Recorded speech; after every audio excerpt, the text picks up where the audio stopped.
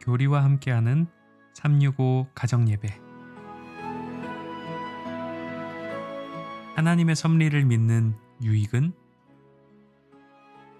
하나님께서는 온 우주와 세상과 사람을 창조하시고 섭리로 보존하시고 다스리십니다.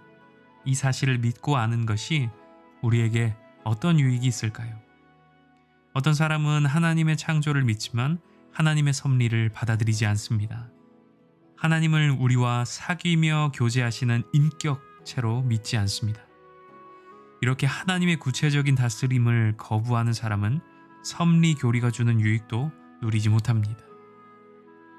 하나님의 섭리를 믿는 신자만 이 유익을 누리는데요. 그 유익은 무엇일까요? 첫 번째 유익은 어떠한 고난과 어려움 속에서도 인내할 수 있는 힘이 생긴다는 것입니다. 하나님의 뜻과 섭리를 이야기할 때는 언제나 좋은 것, 잘된 일만 생각합니다. 학교에서 좋은 성적을 얻고 유명 대학에 들어가고 좋은 직장에 들어갔다는 것만 섭리라고 생각하는 경향이 있습니다. 그러나 하나님의 섭리에는 좋은 일만큼 힘든 일도 있습니다. 부만 있는 것이 아니라 가난도 있습니다. 풍년만 있는 것이 아니라 흉년도 있습니다. 기쁠 때나 슬플 때나 하나님의 섭리를 생각하면 어려움을 참을 수 있는 힘이 생깁니다.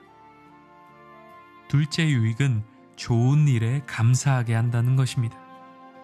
믿음이 없는 사람은 고난당할 때 잘 되게 해달라고 조르다가 잘 되면 감사를 잊어버립니다. 믿음의 사람은 안 될 때는 인내하고 잘 될 때는 하나님께 감사합니다.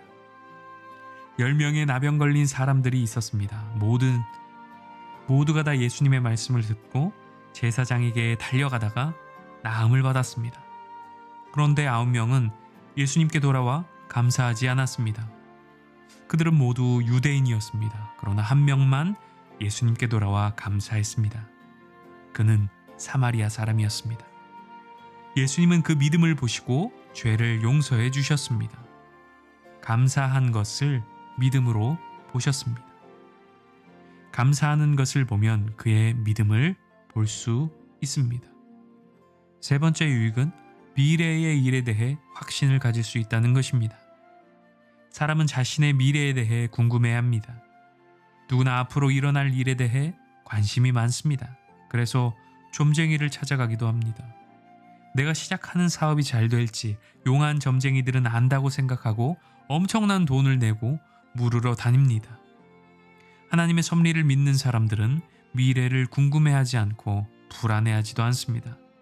그냥 믿고 신뢰하며 아버지의 손을 잡고 가는 아이처럼 한 걸음 한 걸음 확신을 가지고 걸어갑니다.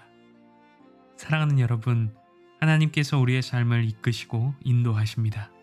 우리의 인생은 하나님의 섭리 안에 있습니다.